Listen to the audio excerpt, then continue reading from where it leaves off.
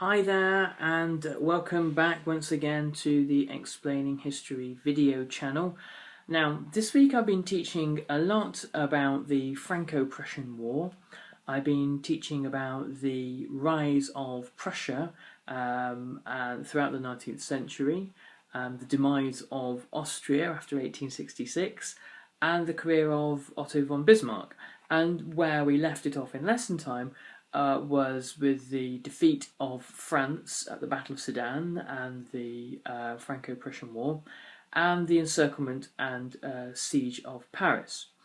Now, one of the reasons why it was important for the the Prussian-led German armies to besiege and defeat Paris was because Bismarck was wanting to bring the siege to an abrupt end. He wanted to do it very quickly, and he said, well, we need to really shell Paris into submission.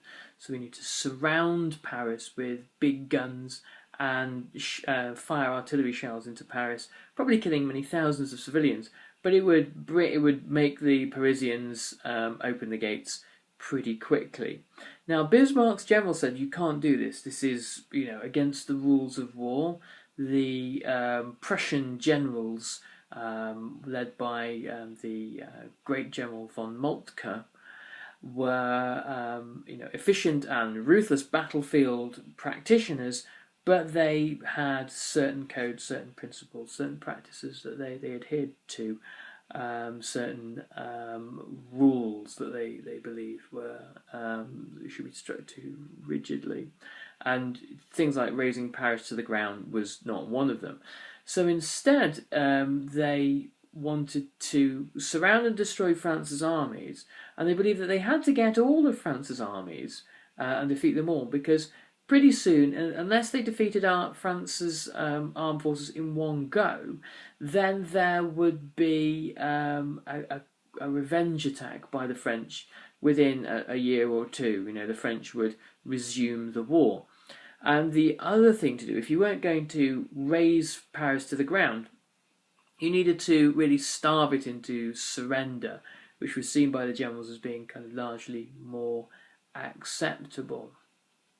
The fear that many Parisians had was that the siege of Paris was going to lead to revolutionary forces developing within France, and indeed they do.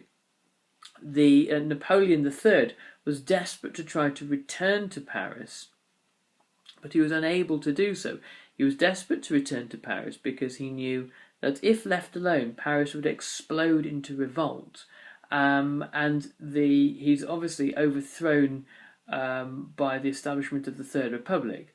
But the moderate revolutionaries who established the Third Republic are also very nervous that extremists and radicals will try to establish something far more like the French Revolutionary Terror.